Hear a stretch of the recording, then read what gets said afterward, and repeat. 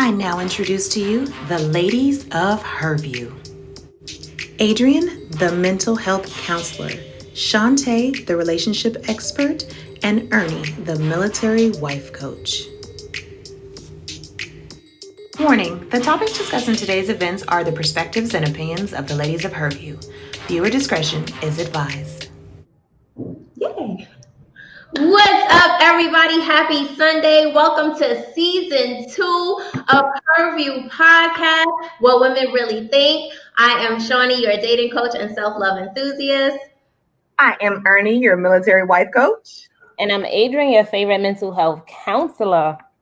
So, ladies, money is the leading cause of strain in a relationship. Absolutely.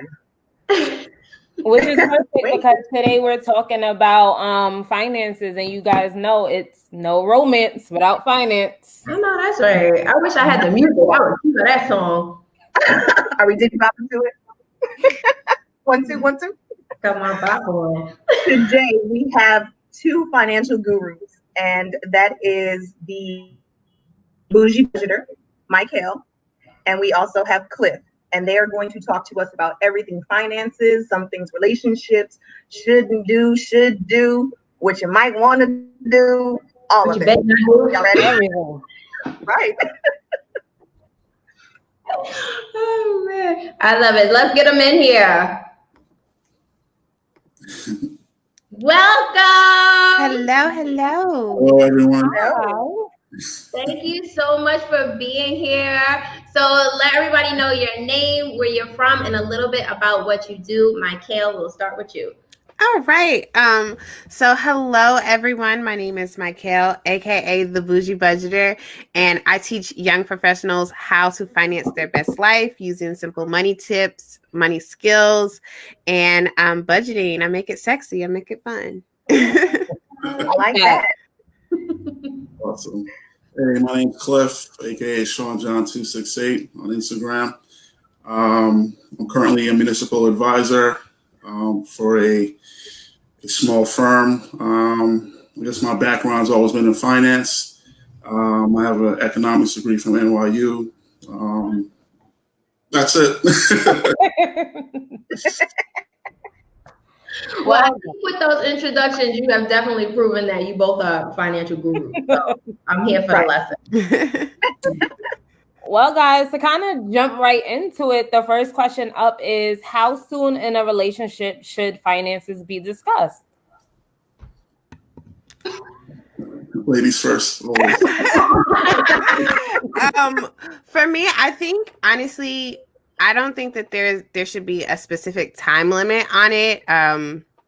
If we're talking me personally, like I can usually gauge like maybe someone's income by, when that's why you ask what job they do. And, I know how to look up on Glassdoor and LinkedIn, the salary ranges, what school they went to. So you can kind of always gauge like how much student loan debt they have based on that. So those are like easy things to pick up on.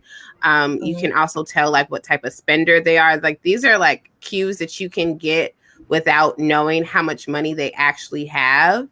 But then I think that, again, it depends on what type of relationship you have and where you see yourself going, what kind of trajectory you on. Me personally, like I've dated people for a year and never asked them how much money they have. And then it's other people that, we've talked for a couple months and we talked about finances and things like that. I think now, just because I'm so open about talking about finances, it's a lot easier for people to talk to me about their money personally. Awesome. Okay. I think I also agree. I'll piggyback off of what she just said. It's kind of open-ended. There's never really a right time to talk about finances, or a wrong time, honestly. But if you're going to get to the point where you get into a serious relationship and there's going to be a blending of those finances, I think, hey, now is the time that you should really put all your cards on the table, per se, and have that conversation. I think one of the most important thing is, if you're going into a relationship and it's serious, there needs to be transparency as far as where you are financially, what your goals are going forward, and so forth. Okay. So here's my question. Do you walk away from a relationship if the other person won't get serious about their finances?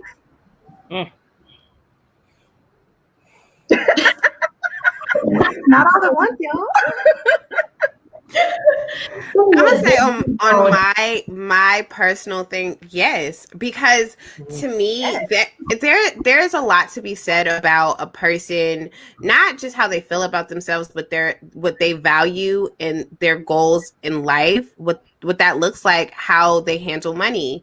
And I'm sorry, I dated this guy, and he barely had any furniture in his apartment. Okay, you know, just the nightstand with the 60-inch TV. With the mattress on the floor. No, it was a bed frame. Okay. Okay, don't disrespect him. But he had a $300 coat, and I was like, that was a chair. That was a coffee table. like. So to me, and maybe it's not, he was frivolous. Our money, like our ideas on money did not align. And if they don't align, then, you know, maybe you need to also find someone who was okay with no furniture, but, you know, expensive clothes. It's just not me. So, and I think that money compatibility is really, really important when it comes to your relationships, not only romantic, but as friendships too, because you don't always want to be out with the broke friend. Like, the broke friend is exhausting. Come on, girl. Okay, like being the broke friend, and then, or, you know, putting that type of burden on people around you to, you know, we can't go out and do things because you don't never have any money. Like, come on now. Like, we gotta, exactly. Right. Here's the thing. I'll hedge my answer and say that I kind of agree, but I kind of disagree at the same point. To walk away from a relationship just because of finances, I mean, yeah, that happens. I think that besides cheating in a relationship or in a marriage, that finances are probably one of the leading causes for divorce among couples, married couples anyway. But I'll go from a personal standpoint that, you know, although I have a finance background, I'm in finances, economics, whatever, something that I deal with every day. I'm not necessarily the most, what's the word I'm looking for? I'm not necessarily yeah. I see it, I buy it type of thing, right? That's where my wife comes in. She provides that balance to me, right? So I would hope that, you know, because I'm a little bit irresponsible or reckless, for lack of a better term, that she wouldn't walk away from the relationship. That's where she comes in and provides that balance. She's more prudent with our finances and doing the budgeting and the day-to-day things and so on and so forth. So if you want to, I mean, there are definitely red flags that are out there that, hey, oh my God, you know, I should probably walk away from this relationship. But, you know, you got to kind of hang in there also and see, you know, maybe where you can provide your input and make the situation better for that person and for your relationship overall. I hear you. And it's so funny. Go ahead, Ernie. You start? Well, I was going to say, I find it interesting that you say that about money and finances, because before or after me and my husband got married, I had read this study that was done, and Lord, that was over 9 years ago, so don't ask me where. But there was a study done, and it said that people that spent less than $1,000 on their wedding rarely ever fight about money. Yet people that spend the $20,000 and $30,000 and $40,000, it either causes their like divorces, or that's what they fight about is money, money, money. It's crazy to me because we don't fight about money at all. Like, that's the last thing that we fight about. This is good, right?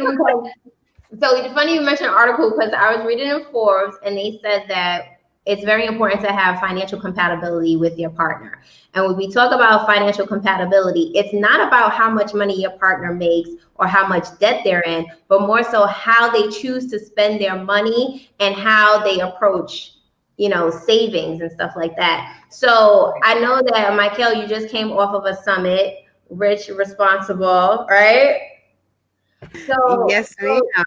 Young, Rich, and Responsible Summit. So I know you talk a lot about fintech, Mm-hmm. and it's like a super important. It's like if you're doing your finances now, this is the easiest way to make sure you stay accountable for what you're putting in, taking out, and all that other stuff. Could you go into detail a little bit more about how that's useful, with your own stuff, and then how you can introduce that to a partner or something like that? Yeah, actually, I think that budgeting apps are a great way to introduce, partners to money. And I wish I had this app on top of mine, but I can follow up and give you guys. It's an app where couples can budget together and something like that. But I think that it's a very non-threatening way to bring up your finances. And a lot of times it's not that people are on purpose trying to not be financially responsible or financially literate. It's just sometimes we don't have the tools or we don't know about the tools. So it's really a part of my mission to make sure that people understand what fintech is. And it's more than just, the apps. It's also how we actually interact with money when it comes to the technology. So when you're just thinking having a banking app on your phone is fintech, that is an invention that happened within the last 10 years because we didn't have our banks on our phones 10 years ago. Right. So understanding the accessibility as well as understanding the financial obligation behind technology, how it helps you, how you can do better with your money using apps and even things that the bank provides on their financial platforms is really important. And I think that it makes the conversation a lot easier. I think that when we're talking about, the use of technology, it's a part of our money. Banks are digital. So having that easier conversation, hey, I downloaded this really cool app. It's called, Digit. It's called Acorns. It's called whatever. It's a bunch of different apps. I really like it. This is what I use to help manage my money, or this is what I've been using to help invest a little bit better. Because, I'm not really savvy about investing. Maybe you should look into it. Maybe you should try it, or, make it a game. Hey, we're on Capital. I'm going to do a savings challenge and try to save $2,000. Do you want to do this with me? And really including your partner, including them on your journey, on that financial growth or that financial journey. I love that. So would we say we could figure out some red flags though?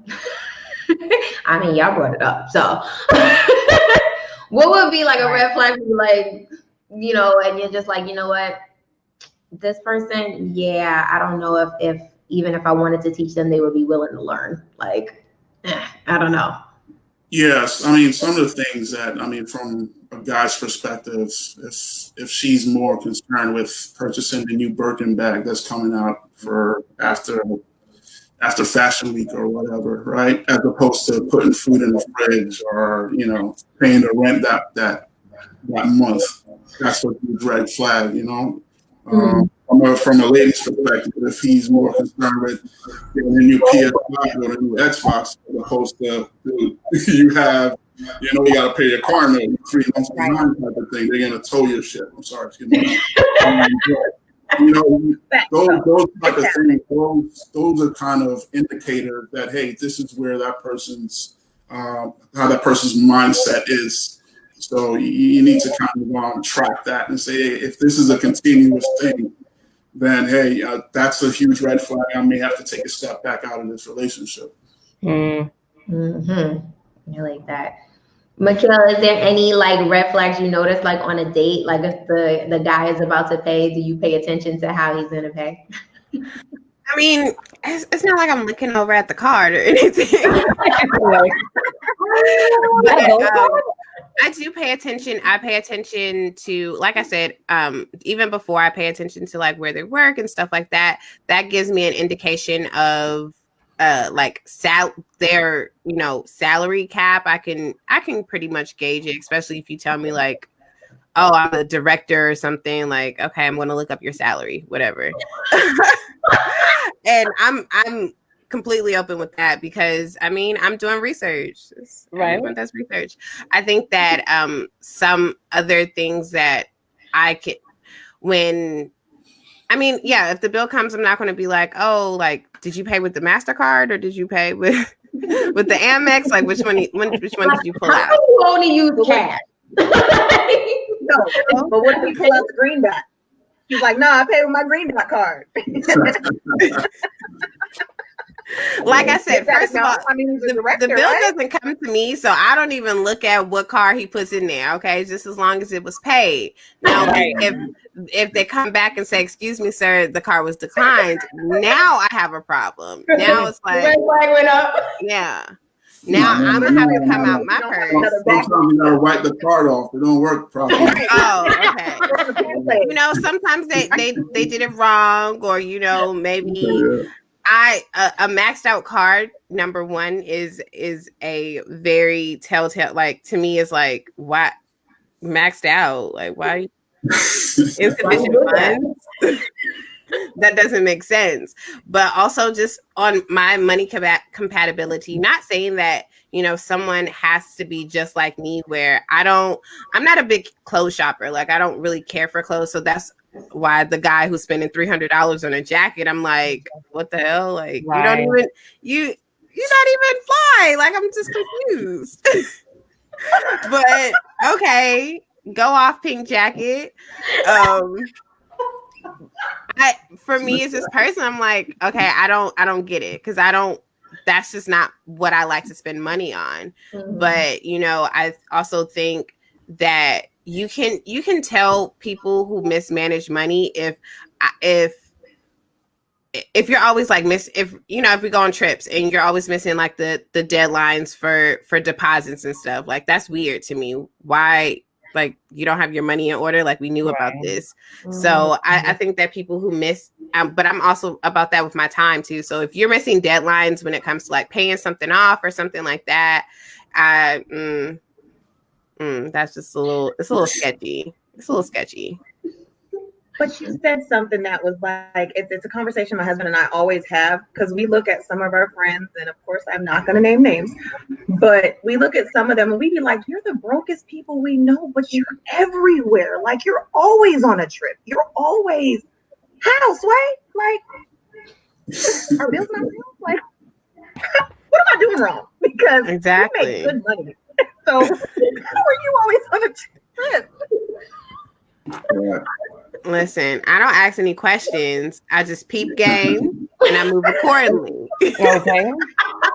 That's all you can do, because some people, I mean, and I definitely get like valuing a trip, but if like your core bills, if your survival bills aren't paid, like that's that food, like the food, shelter, the shelter, water, the main core, as long as that's paid, like, I really don't care what you do with your money, but I think that in general, us as people, we need to have enough money, and need to have enough money to survive and enough money to save just in case that, that main source of income is gone. Mm-hmm. And that's what I focus on. Like, if you can't sustain yourself like that as an adult, there's a problem, and we need to, maybe I don't need to work it out with you. Maybe that's something that you need to work out by yourself. Because I also believe that some people don't have enough money to start dating. And I stand by that idea. Mm-hmm. Very true. Very true. Well, we kind of like brushed over this earlier, but what are you guys' thoughts on couples having a joint bank account? And then the second part is, if your spouse is in debt, should you guys wait to get married until they clear it up? I would say wait until you get married, until you join finances and actually make that joint account. One of the things, I mean, I think that right before my wife and I got married is when we actually created that joint account. And it's honestly, it's just there for us to. Now, you don't have to put all your money into it. It's important that you also keep a separate account for yourself for that discretionary spending, right? It's so when you set up that, for instance, your direct deposit, make sure that it's 85% maybe goes to the joint account, but you also have that 15% that's going to your discretionary spending account. So it needs to be clear. Also, there needs to be clear lines as far as whose money it is. You have to establish those clear lines, I think. Is it my money? Is it your money? Or is it our money? Right? And that all comes from a discussion. Essentially, you be transparent. You make sure that those clear lines are established. So I think that's very important. You can definitely avoid a lot of arguments like that. So I'm not married, but I agree with that. Like, I know that for me, I still would have separate accounts, separate and joint. I don't think that there's anything wrong with that. But I think that people also need to realize that marriage is also a business decision above all else, because of the legal, you have tax benefits, you have all of these things that come into when you join forces, go from one account to two, go from a single person to a married person. So take that into account. Like, it's also a very heavy business decision. And think about, like, if you started a business, do you want your business partner to have a bunch of debt before y'all start this business venture together? Like, those are things that you should think about.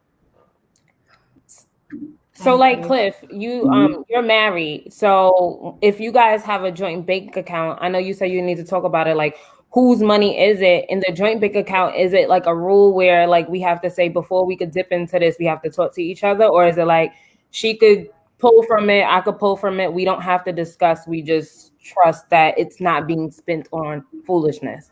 Yeah, I think each situation is different. Each situation is unique, right? For us personally, if I'm going to make a large ticket purchase, right, I would definitely reach out to her like, hey, babe, I'm about to put down a deposit. Again, I keep going back to this damn PS5. And, I'm about to buy this PS5. It's like $600. This is what it's for, whatever. If I can't cover it in my own discretionary personal account, right? But if it's a joint account and I'm making big ticket purchases, there's definitely a conversation that needs to be made before I hit pay or send or whatever, right? Otherwise, you'll be pretty much open to do as you please, right? As long as it's not affecting the finances as a whole, right? If you have it, you can. To me, if you have it, you can spend it, and there's not necessarily a discussion that has to be made. But again, that line, that line of demarcation, I don't know. That's unique to each couple, because depending on what your financial standing is, if you guys are making a lot of money, you guys are like the Huxtables, you know what I mean? You can spend more money than opposed to me and my wife type of thing, right? So again, it's unique to everyone, but that conversation always needs to be had when you're going to purchase something of a big ticket, with a big ticket price tag anyway. Right. I really enjoy how you both are so fluid and comfortable with discussing money, because a lot of times people hear money and they start talking about finance, the armpits start sweating, everybody gets nervous, nobody wants to say anything, right? So Michael, can you tell us about the money date? Because I feel like that is where you can start getting more comfortable with discussing finances. Yeah, I, for one, I have an accounting background, so money is just always, of course, I'm an accountant, so we talk about money. But I started, encouraging people to start dating your money, and that, because your money, just like all other relationships in your life, it is a relationship that is worth taking the time to date. Date yourself, date your partner, date your money, because what happens is a lot of times we don't have a relationship one-on-one with money. And then we get a partner and we're expecting them to have this burden of, you know, helping us financially and things like that, especially as women. That's kind of what we're taught, that we're supposed to find a man that has a lot of money and, you know, let him take care of the bills and things like that. And I didn't grow up in a house like that. Like my mom took care of all of the money. So my dad made the money, but my mom was the purse holder. Like she knew how, went to the banks and stuff like that. And we used to talk, well, we still do. We talk about money a lot. And I remember like my mom used to, this is like way back in the day, but she used to call the bank to like every morning. That was like a part of her morning routine to see like what checks have been approved, what checks are pending and stuff like that. And I would just hear it on the phone. I didn't know what was going on, but you know, I kind of realized what was going on. Like, oh, she's making sure that the money is okay. And she writes her budget and stuff out like that. I'm just used to, you know, she takes that time every day to look at, review the finances, review the money. And I think that we as people need to start doing that for ourselves. We need to date our money. We need to, you know, I say you have to be specific. So just like if you're going to go out on a date, you know, you have the time, place, and location. You have the time, place, location, all of that. You know, all of that already situated. So you need to have a money date where it's like, okay, at 8:30 every other Friday, you know, every Friday I get paid, I'll sit at the kitchen table and review my finances for 1 hour. Like that's all you have to do. So 2 hours a month you dedicate to dating your money. And it's like, don't get caught up, you know, trying to grow all these other relationships and you haven't really done the work to have that relationship with your money. And that's why we're scared to talk about money, and we get nervous because we're not used to facing our finances. And money dates force you to face your finances, if not for, you know, 30 minutes to an hour, you know, twice every month.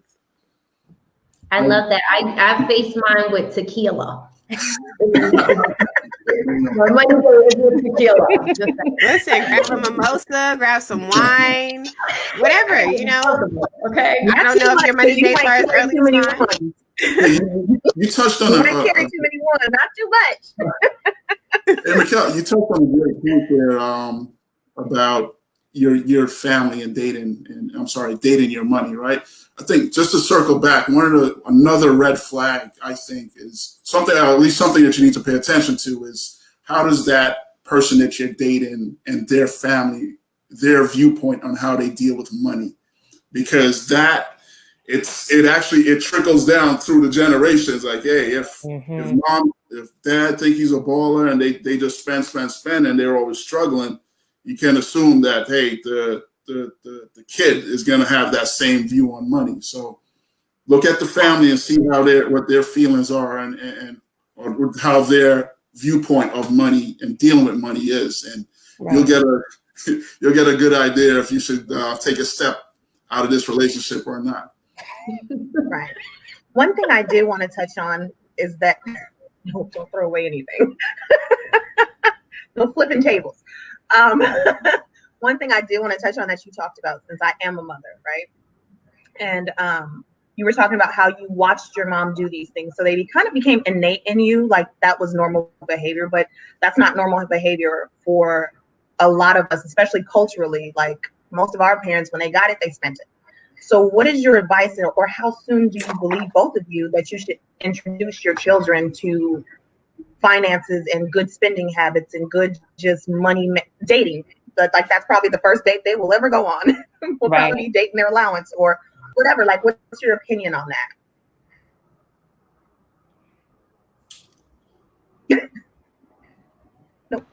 No, did you hear me? Yeah. Okay. Yeah. Okay, so I grew up in a regular Black home, and we did not get allowance at all.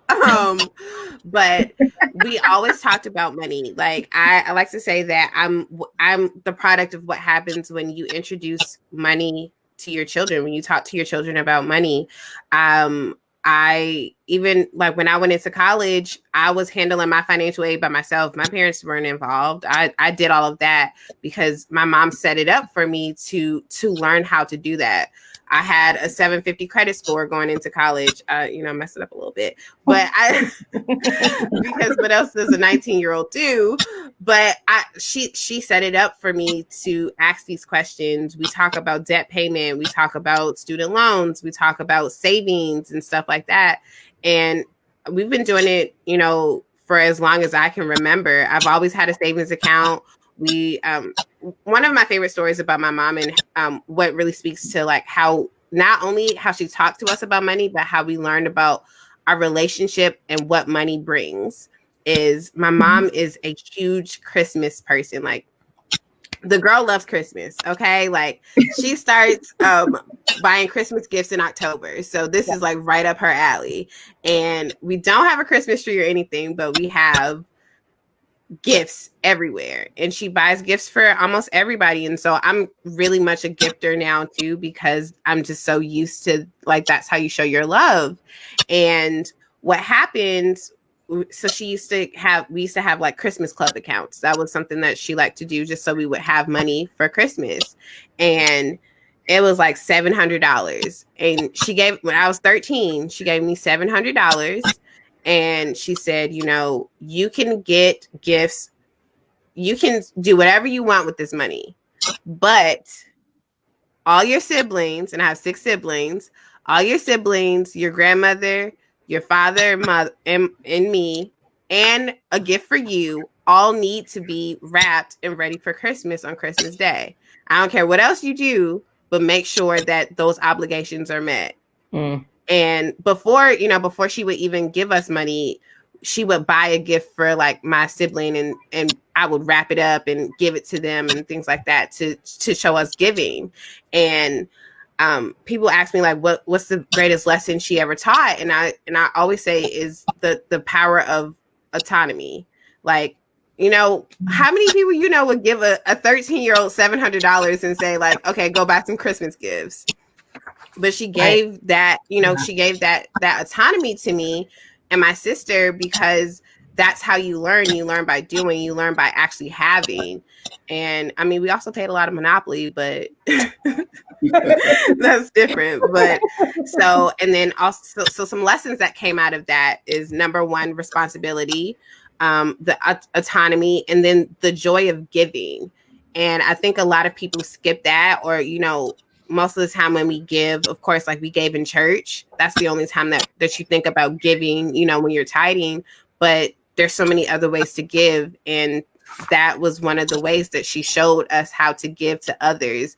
And like, those are the kind of lessons that's always stuck with me. So I think that when it comes to teaching your children, you can start teaching them about money when as soon as they can start talking and they understand, like now I'm having these conversations with my nieces and nephews. Like, what do you think of money? What does money look like?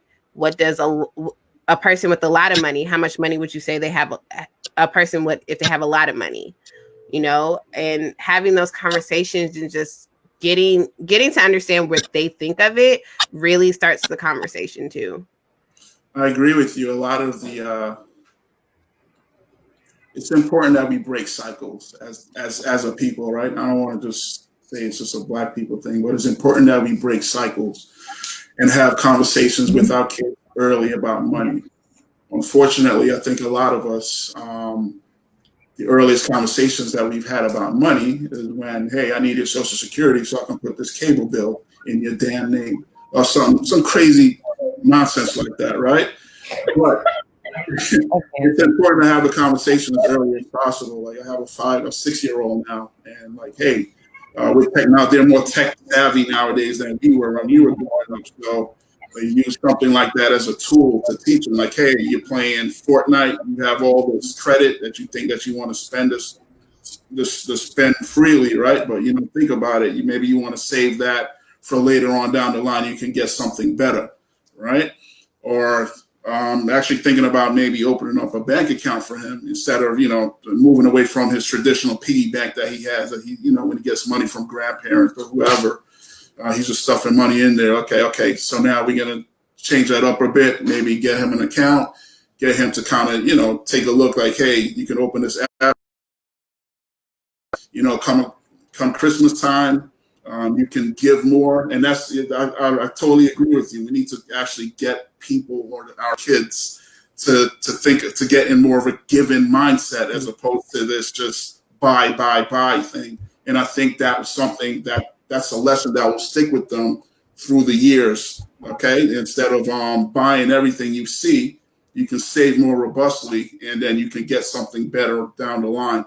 And I have this thing, it's like a fine line between, the YOLO lifestyle, like, you only live once and just spend all your money versus being a miser. You got to find a happy medium in between there and just go from there. But again, teach your kids as early as possible.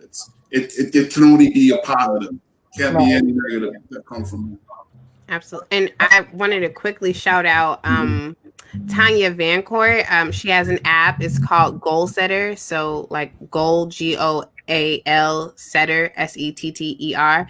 And her mission is to have 1 million children having a savings account because so Goal Setter is like one of those apps where like children have an actual savings account, and it's super dope where like I'm a rich auntie, so rich auntie can put money onto my nieces and nephews in their savings accounts, or you can send out a link like a kind of like in a PayPal-esque kind of thing, like I'm going to send out the link to the family, and my nephew's name is Elijah, so Elijah is saving $200 to go to engineering camp or something like that.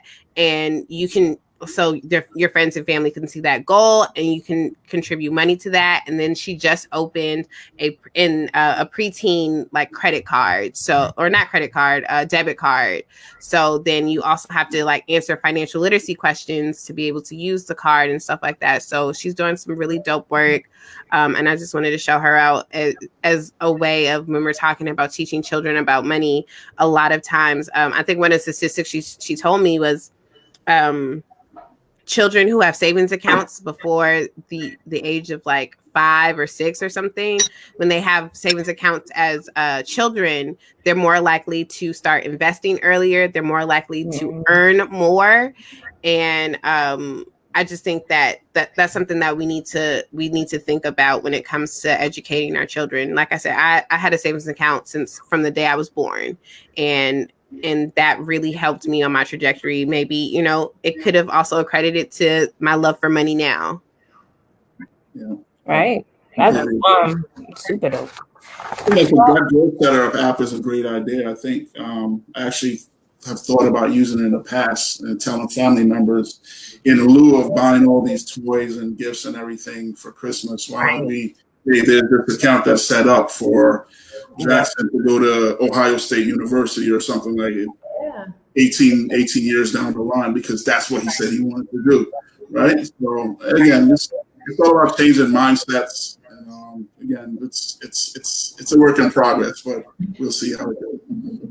Yeah.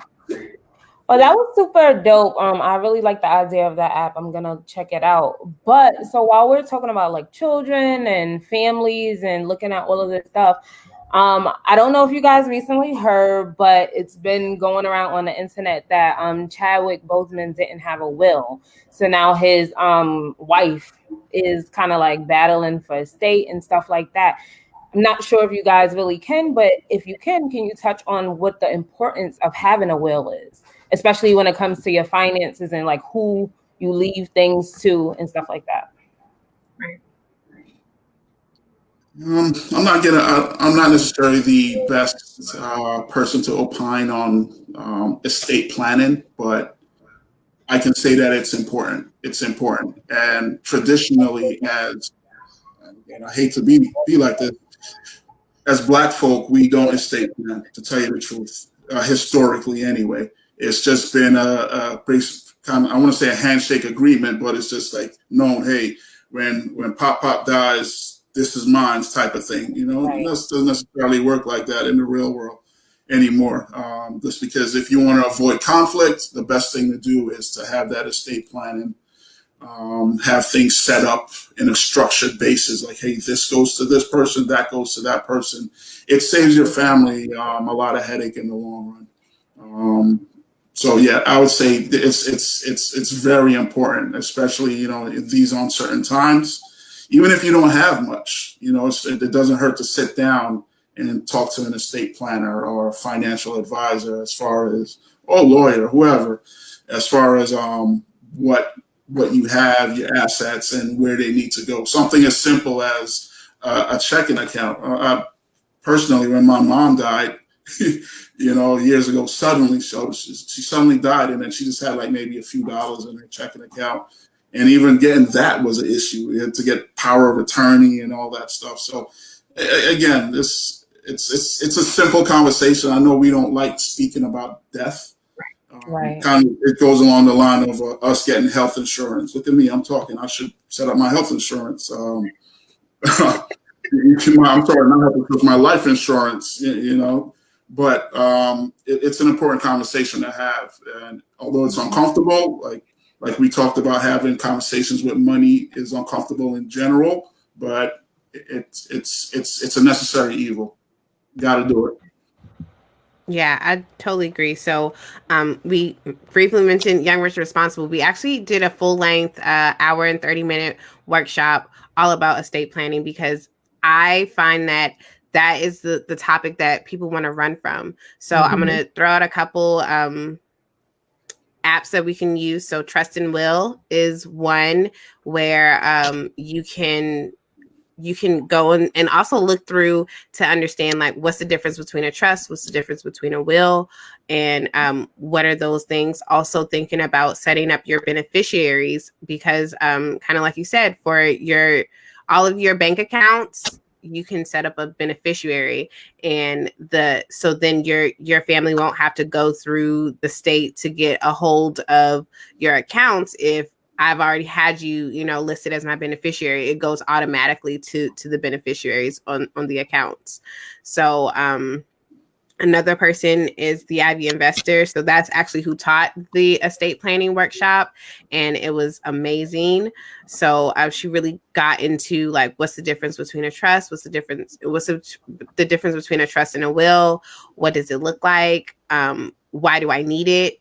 And I also say that depending on your state, things are different. So you also want to look into your state. Think about, I know that some people don't feel like they have the money to actually talk to a lawyer, but, maybe $100 consultation with a lawyer to help set up your estate planning is going to save your family tons of heartache and fighting. Yep. I'll even talk about my personal experience with life insurance. So I got my first life insurance policy when I was 23. So last year I got my first life insurance policy. And why did I get it? Because I have a lot of student loans. I have $75,000 worth of student loans, and my dad actually we did a Parent Plus loan, because we really didn't know much about, like, when it came to loans and stuff. That's how we paid for school. And he has about $100,000 worth of my student loans that he has to cover.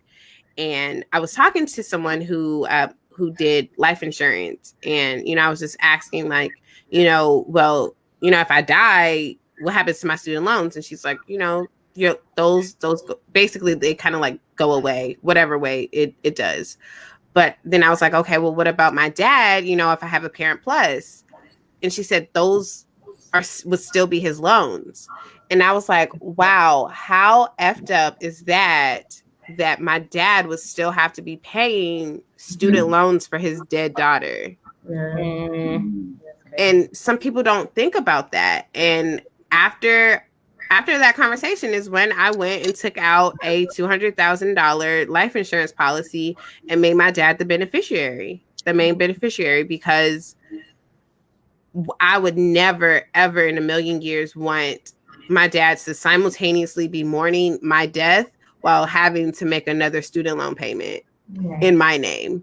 So I think when we're talking about estate planning, when we're talking about life insurance, trust and wills, think about what type of burden could be left behind if you don't take the steps today. Yes. Right. Right. Well, I do have a question. It's about prenups and postnups.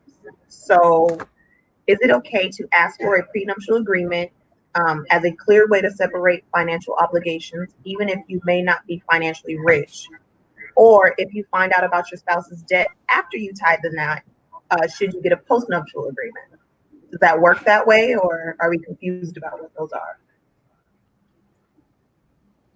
That's some damn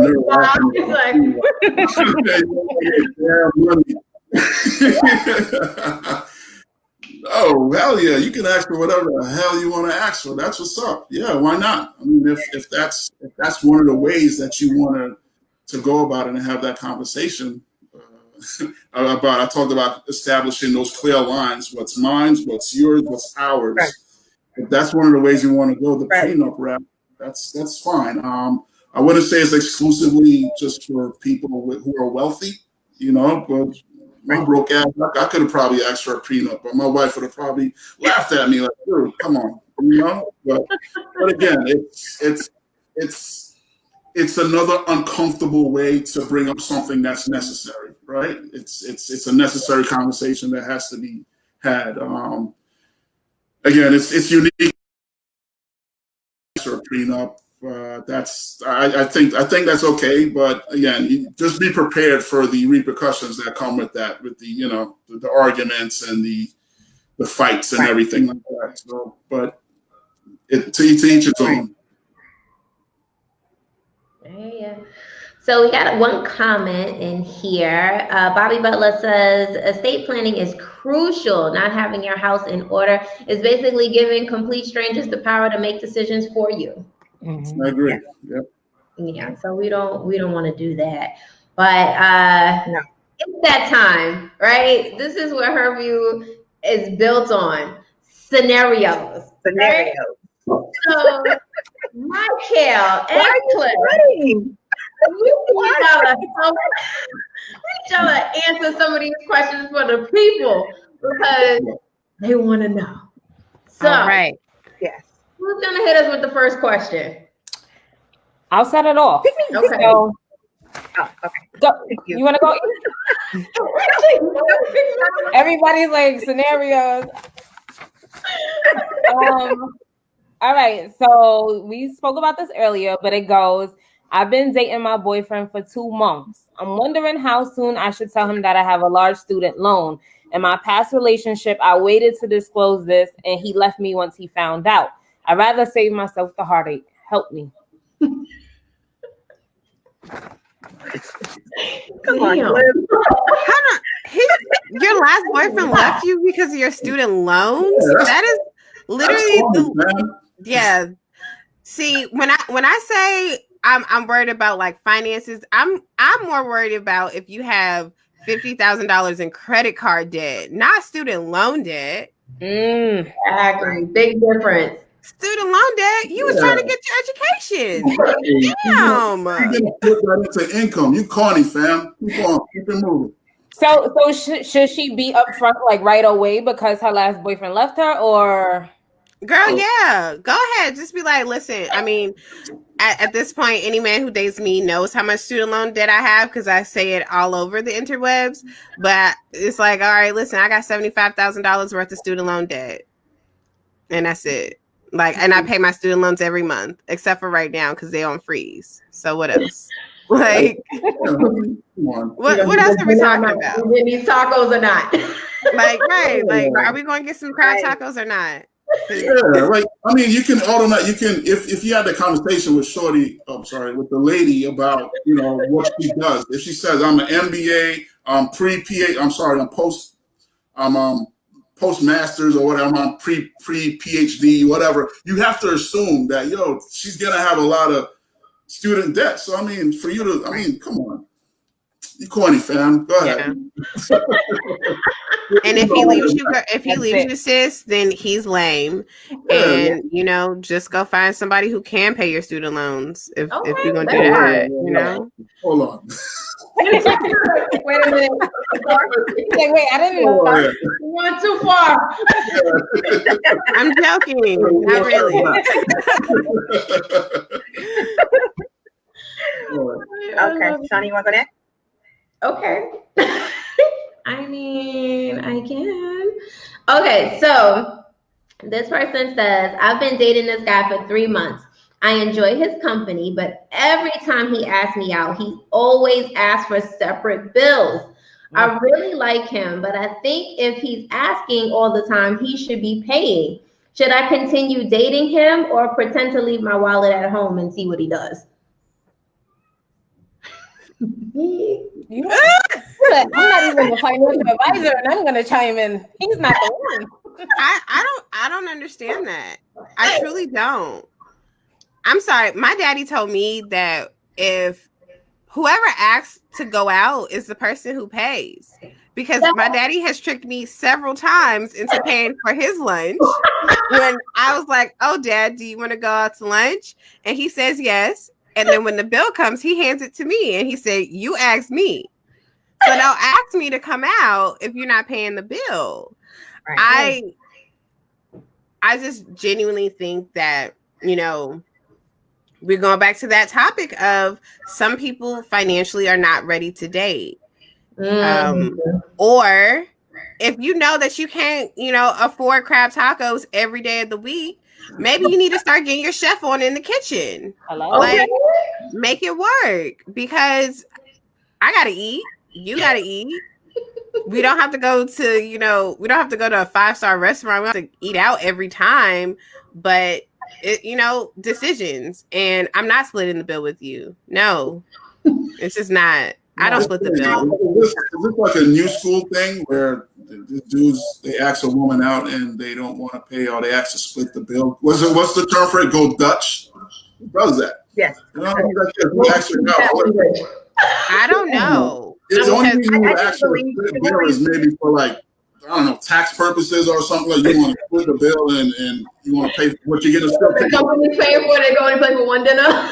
Yeah, like I just don't get it. It's like, again, like, don't invite me out on a date if you have $25 in your pocket. That don't even make sense, because I'm gonna order 2 drinks. Okay, $25 gone. $25 gone. Gone. I just don't understand. I don't think chivalry is dead, but I think it's dying. And I just truly believe that a lot of people don't understand courting now. And a lot of women don't require courting. So, like, that's what it is. Date 1, that should have been a conversation. Why are we on date 56? You've accepted it. You've accepted the secret print. Is this gender equality? Like, okay, like, hey, all right, if I can pay, she can pay too. Is that what it is? I don't know what it is. Listen, that's scary. Equality. All right, listen. Okay, just because we do the same job, I feel like we should get equal pay. Yes, but that doesn't mean you get to not be a gentleman because we get paid the same. Okay, it's 2 different spectrum. But still, it's still 2020, and Black women still make $64 on the cent. So you technically be making more money than me anyway. So I just feel like whoever making the most money should be paying too. I just don't get it. Like, the concept of splitting the bill just doesn't make sense to me, because I split the bill with my friends.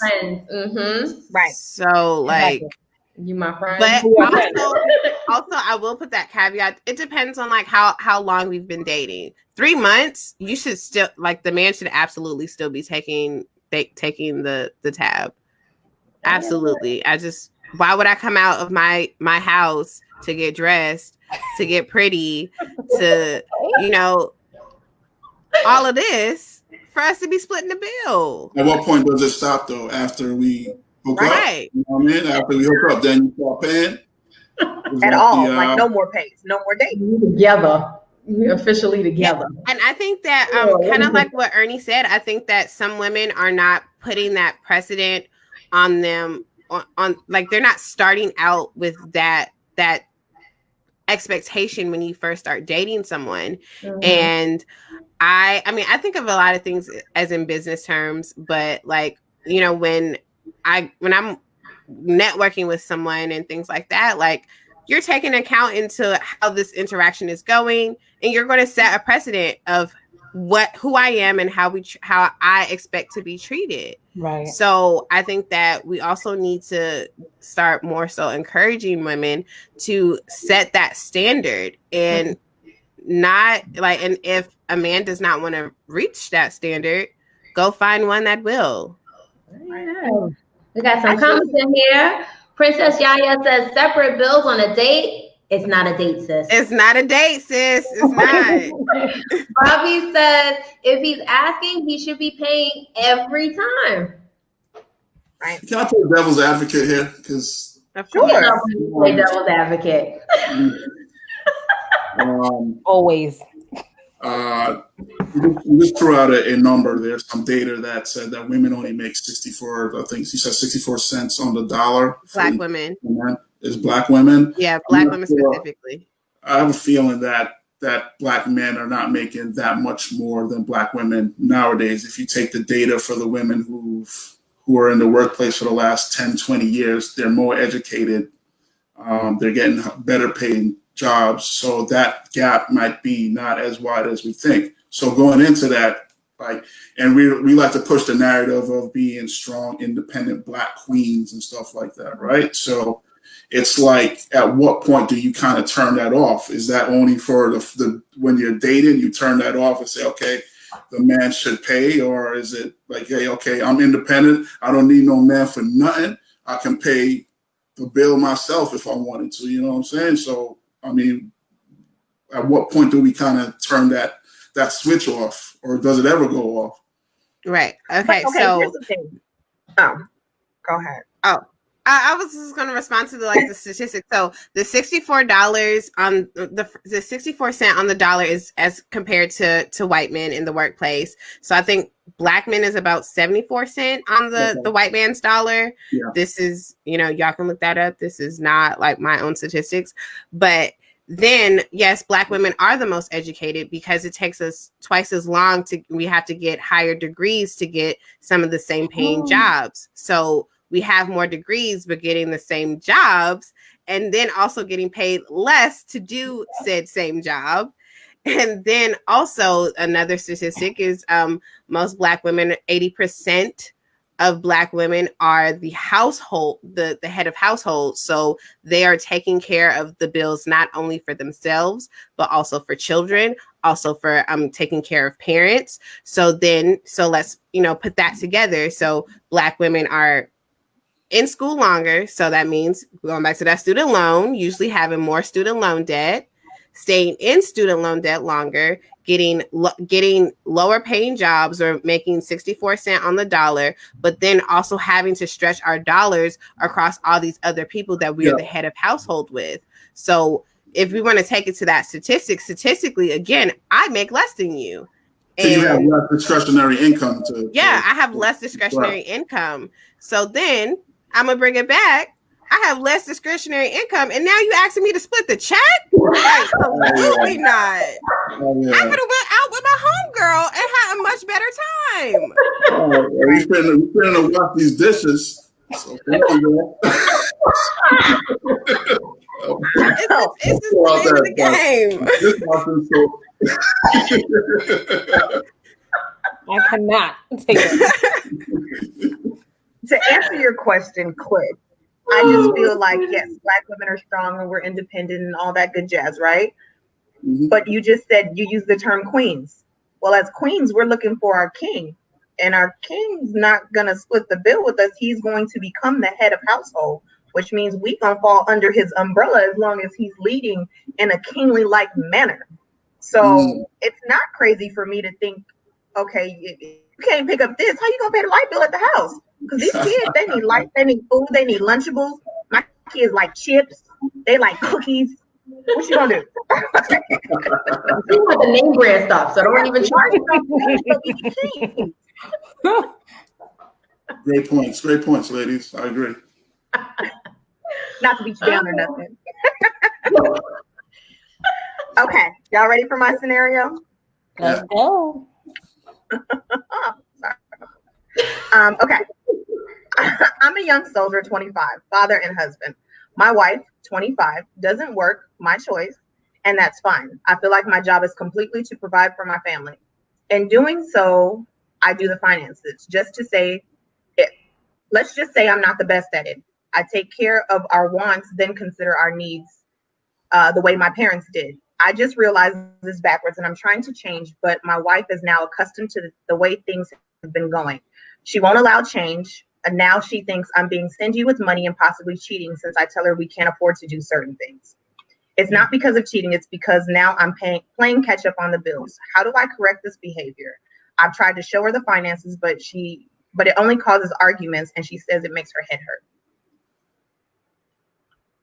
Please help. She made my head hurt. Right. Maybe girl needs to start going on money dates. That's what it is. She's missing that critical. She's missing that money date situation. I think that in that situation, maybe it's time to hire someone to come in to help them. And a lot of times we are, especially money and relationships, we don't want other people, we don't want outside people to help us out. But I always say, like, if it costs $100 to fix your entire trajectory of your overall financial health, do you not think that $100 is worth it? Right. So I think that it's time for them to start seeking out a money coach, an accountant, a CPA, some kind of intermediary person, because what's happening is that it's not objective, right? Now it's going from one extreme to the next extreme, and it's no middle ground, it's no cushion. And that can be scary for some people, especially if she's never been in control of the finances. And it's like, well, hey, like, I'm not working. You told me not to. You said that you got us. So in my mind, this is what you got us means. And I think that it's time for them to hire somebody to help an independent person, just like people get therapists. They're money coaches, they're CPAs, they're bookkeepers, they're all different kind of people in the finance profession that can help with that situation. And I think that should be their next step. I completely agree. I'm looking real serious right now because that scenario sounds really familiar. Like, I think my wife may have sent you that shit.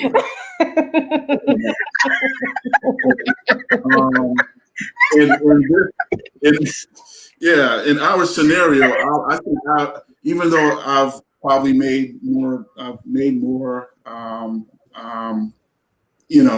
been the breadwinner per se, but of course she's independent. She can hold her own.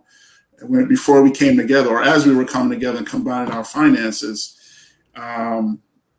it turns out that I was a little bit more lackadaisical with money. And as far as having time set, like, okay, this is what needs to be paid on this day, I'll be late with a payment, and I don't care about the late fees, but things like that add up. And this is where she came in and kind of gave me structure. And I pushed back that. I actually pushed back against it. I'm like, yo, what are you talking about? I don't want to have this conversation about money.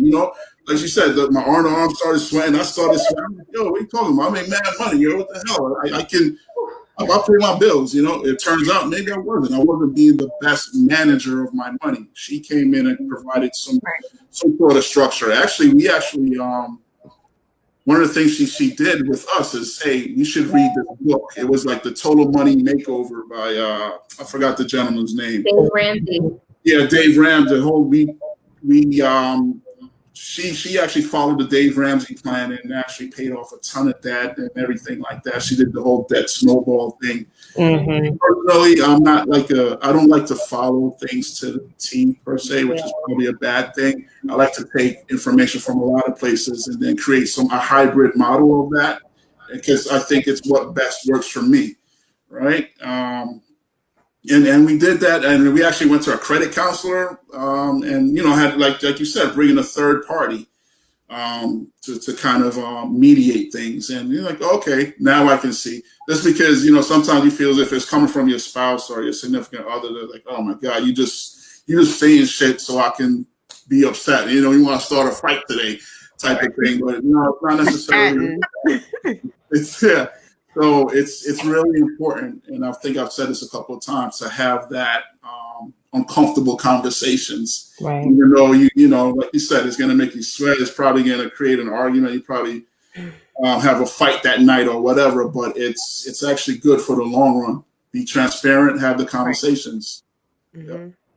I love that you mentioned the book. Like, do you guys have like a favorite book that you can introduce to people to help them get a little bit more comfortable with starting conversations, or just being more comfortable with their finances on their own? So I like You're a Badass at Making Money by Jen Cicero. So it has absolutely nothing to do with money management. It's all about the relationship, keyword, buzzword. It's really more so about your relationship and how you relate to money. How do you think about money? What type of risk and things like that, like especially when it comes to investing. That's something that we really didn't touch on today, but investing, it takes money to make money. So that's a lot of what she talks about, and your relationship, how you talk to your money, how you talk about money. Mm-hmm. Like, I don't use words like broke. I don't say that ever, because I'm never broke. Like, I'm not a broke person. I'm not broken. So I don't use that language. Yeah, I'm whole. So we have to be mindful of the type of language that we use when it comes to money, because a lot of that language can start blocking you from the blessings that you have financially. And then the other book I really like is I Will Teach You to Be Rich by Ramit Saeed. I can never remember how to say his name, but Ramit. And his is like very much practical. He has two versions.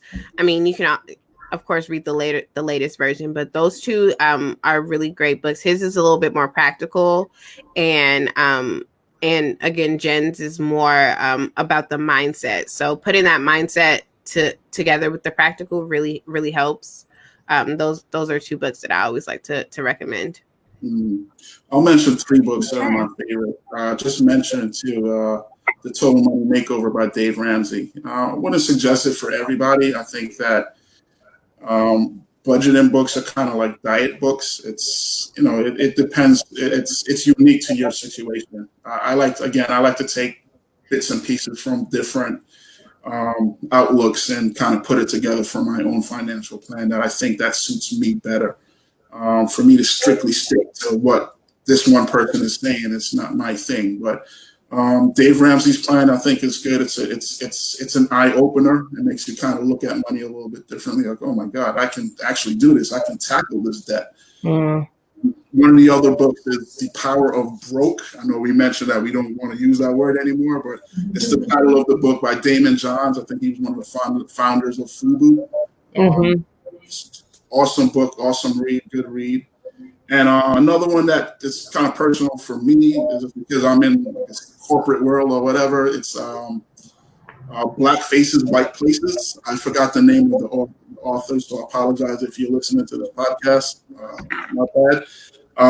It's a great book. It kind of takes a look at the African American experience in white corporate America, and I think I've been in a couple of those situations personally. So it's a great book. If you guys ever get a chance to read those books, it's awesome.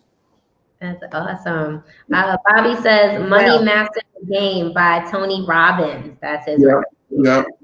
Like I said, Tony Robbins is another guy. These financial gurus, they put out a lot of books. And again, take bits and pieces if you want. Sometimes I have trouble reading the entire books. Like, oh my God, like, all right, I get the point. So, take little nuggets and use that and apply it to your own personal situation. And you'll get ahead, trust me. Well, you guys, it has been wonderful, wonderful, wonderful talking with you guys, and probably about finances we could talk all day. Yep. But we would like to know besides from reaching out to us, where can everyone find you? What's going on with you? What's coming up? How's everything? Let us know. Ladies first. Okay, well, you can always follow me at the Bougie Budgeter on Instagram, and then everywhere else it's Bougie Budgeter. So I'm always on the interwebs. Like I said, I create content to really help everyone, and I love to do it. It's one of my favorite things to do, is just to make money fun and easy to understand, because we deserve that. We deserve to have open and honest conversations using our terminology. So I'm all about that. And where else can you find me? You can also I have a workbook, so it's the guide to avoiding financial rock bottom and to finance your best life. So Financially Innovative is my workbook. You can grab it on bougiebudgets.com. It is $27 special pricing. Okay, it's on sale, so you can grab that. And also, the last thing I'll mention is I have a text club. So, it is every morning or every day. It's not always going to be in the morning, because, people don't always want a text message in the... Oh, hold up. The text. Right now. Okay, so the text club is all about just money reminders, money tips, and those kind of things, to make money fun and make you think about money in a different way. So I will slip you my number really quick. Hold on. So you can always text me, and I'm actually texting back. So it's a for real text club. So my number is 202, because I'm from DC, and that's how we roll. 918-3392. So just get on the text club, and it's me sending out tips. Sometimes it's me, texting you like, hey girl, clear out your Amazon cart because you don't need anything today. and text you now. All of them. So it's just, again, it's just another way to have it fun and relatable and right to connect with the community. So that's how you can reach me and where I am. Nice. Cool. Yeah, I hope my wife heard that. Clear out the damn Amazon Prime cart. $10,000 worth of. You are gonna get it. Check out. Oh, this is oh man. Thanks for those tips.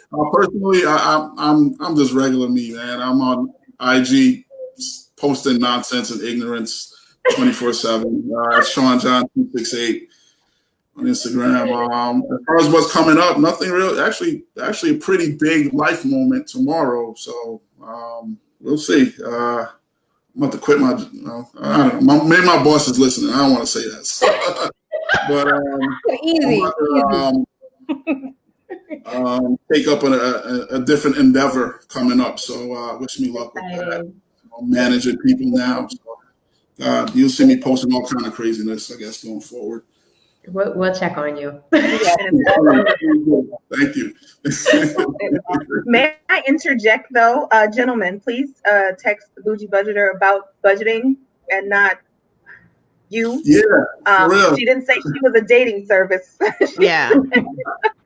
Yeah, I'm not. Nothing else if y'all ain't correct. It really is. Some people just don't know time and place. Like, don't be trying to slide into my DM. Trust me, fellas.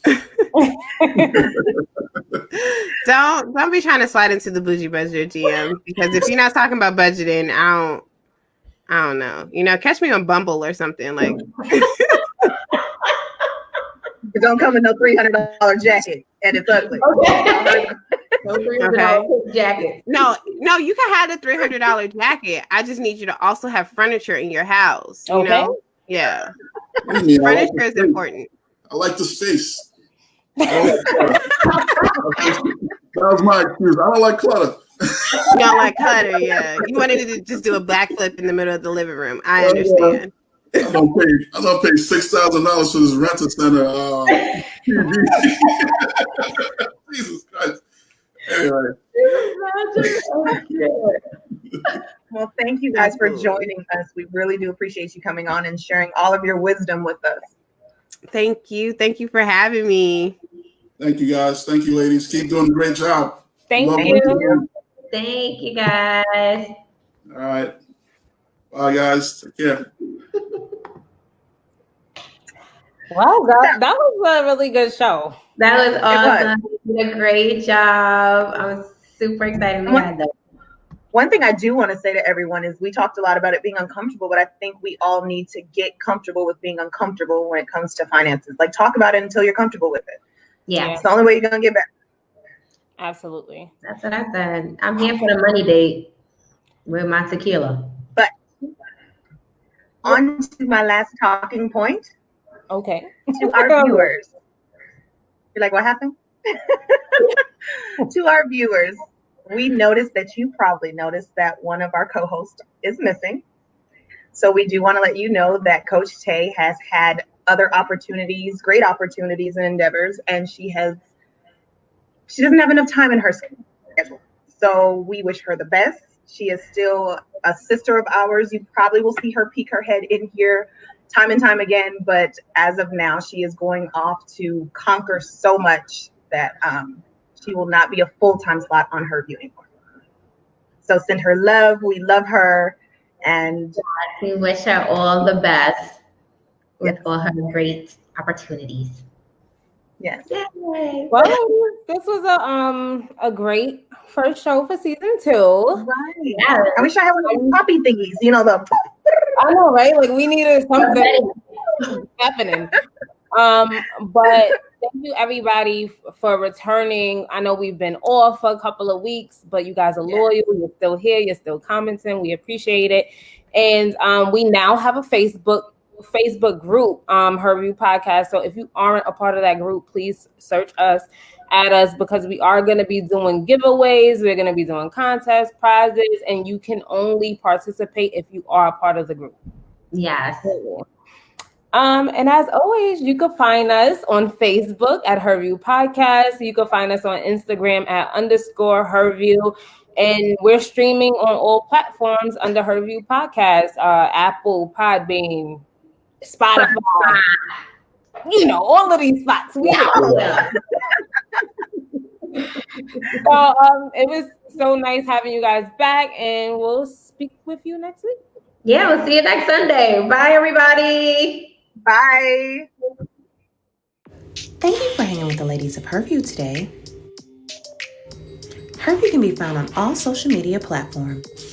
Herview Podcast is also available in streaming: Google Podcasts, Apple Podcasts, Podbean, and Spotify. Thanks for watching. Bye.